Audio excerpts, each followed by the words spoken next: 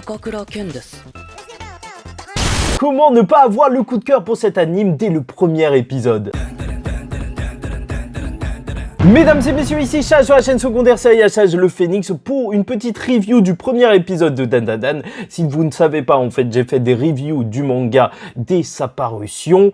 Et bon, c'est vrai que ça n'avait pas eu le succès escompté sur ma chaîne parce que c'était déjà peu connu à l'époque et depuis il y a beaucoup de personnes qui ont commencé à en parler. Mais je compte bien revenir dans le game des reviews d'Dandadan. Mais commençons d'abord par cette saison 1 que je vais regarder entièrement. Puis ensuite, on va continuer en manga parce que je pense que la saison 1 va couvrir en fait l'entièreté de ce que j'avais déjà lu. Et franchement, quel premier épisode! C'est ça que je trouve juste génial parce que je tiens à vous le dire, tout ce qu'on ressent à la lecture de Dandadan, ils ont réussi à l'amplifier avec l'animation. Et c'est juste génial parce que Dandadan, je le décrirais tout simplement cet animé par un shonen de romance, certes, mais c'est drôle, c'est fun, c'est coloré et surtout c'est touchant. Et c'est ce qu'on ressent même en regardant ce premier épisode. Ça m'a rappelé pourquoi j'aimais tant le manga. Et je trouve ça juste génial. Dès le début, avec cet opening, en plus par Creepy Nuts, qui s'est occupé de l'opening de la saison 2 de Mashle, qui est devenu un banger juste énorme, bah voilà, ça continue, franchement, la musique colle énormément, les effets colorés et compagnie, l'effet psychédélique est à la fois un petit peu plus reposé et en même temps, c'est toute la série Dandadan qui est bien retranscrite en fait avec cet opening parce que c'est ça Dandadan, c'est des moments complètement loufoques mais aussi des moments touchants, on s'apesante sur le développement des personnages. Et dès le début de ce premier épisode, bien sûr, on va avoir la rencontre entre nos deux personnages principaux, le personnage de Momo Ayase, qui va être donc décrite comme un personnage un petit peu une forte tête, hein, la personnage principale de cette série, et ça nous fait du bien, ça nous fait du bien. Voilà une femme au centre d'un animé. Oui, c'est pas du Sakura ou je sais pas quoi, désolé Sakura, excuse-moi, mais là c'est bon, tu vois qu'elle prend les choses en main. Elle était avec un mec et en fait il voulait de la thune, c'est un pauvre type, et il voulait faire des trucs et elle voulait pas, enfin bref, elle se bat avec lui et compagnie, puis elle va défendre un gars qui est en train de se faire harceler parce qu'il croit aux aliens, et c'est là d'où leur grande rencontre, étant donné que elle croit aux fantômes, lui croit aux aliens, et ils vont se lancer le pari fou d'aller voir si ça existe réellement. Et en termes d'animation, c'est vrai que ça marche super bien, même juste quand il présente son journal, et c'est ça qui est fou, bah t'as quand même des petits effets et compagnie, et c'est ça qui est génial, t'as même par ennemi, donc un thème coloré qui est attribué. La mamie Turbo, elle aura du rouge, et les C-Pro, enfin les C-Po, je sais pas quoi, là, les aliens, ils ont du bleu, puisque bien sûr, ils vont se séparer, ils vont rester au téléphone, mais chacun va visiter un endroit hanté où, en théorie, ils devraient trouver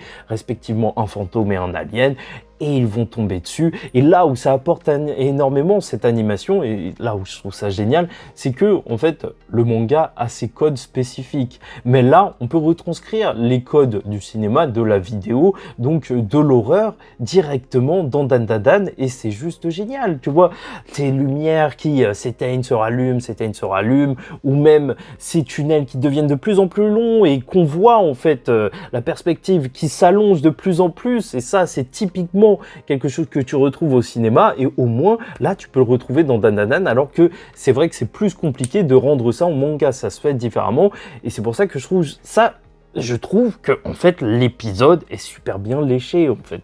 Bien sûr, en fait les premiers épisodes étaient diffusés au cinéma et ça le méritait amplement. C'est magnifique, hein.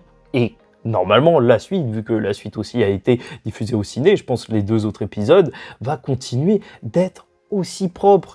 Et bon, les personnages sont touchants. Cette fille qui est fan d'un vieil acteur, ou j'ai oublié si c'était dans un livre ou je sais pas quoi, mais il me semble que c'est un vieil acteur d'une de ces séries ou je sais pas quoi, et donc un côté un petit peu rétro, et qui va tomber sur ce garçon qui veut la protéger, et même quand ils vont raconter leur histoire, bah, ça va être assez touchant en fait, à travers le simple fait que, voilà, en fait, ça va en profondeur dans le personnage. Tu vois, c'est pas juste, oui, elle détestait sa grand-mère, elle se dit juste que, en fait, quand on se moquait d'elle parce que sa grand-mère était médium et donc elle lui demandait de faire des rituels, bah, ce qui lui faisait du mal, c'était de tout simplement avoir des personnes qui se moquaient de sa grand-mère qui l'a élevée toute seule.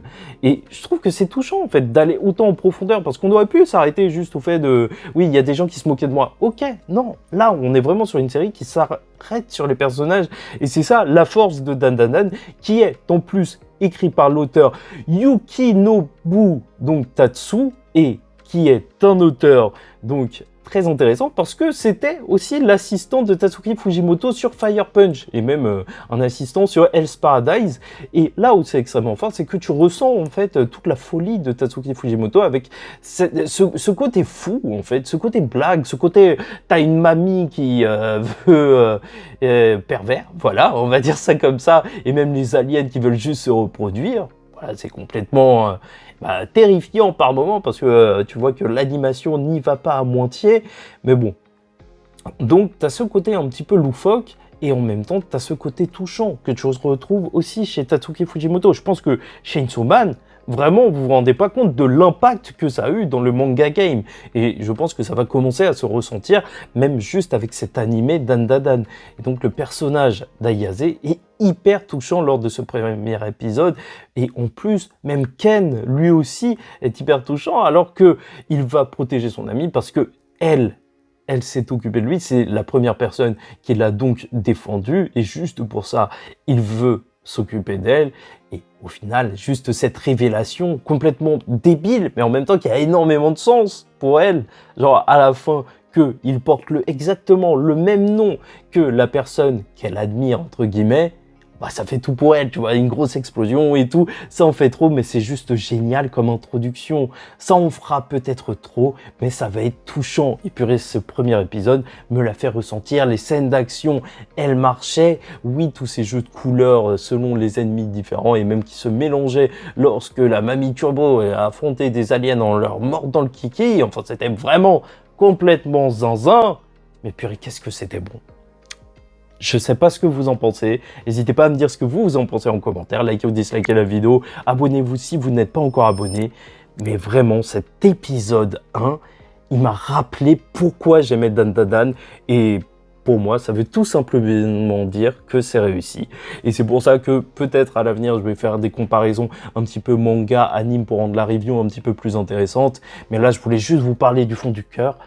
Regardez ou lisez Dandadan, vraiment, c'est une folie. On va revenir dessus. Depuis le temps qu'il fallait que je reprenne, l'épisode 1, il m'a relancé. Ça y est, il m'a relancé. J'avais kiffé le titre à l'époque.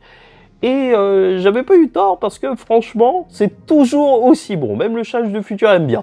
Bref, n'hésitez pas à me dire tout ça en commentaire. En attendant la suite, je vous dis ciao tout le monde. Faites très attention à vous. Et surtout, paix sur vous.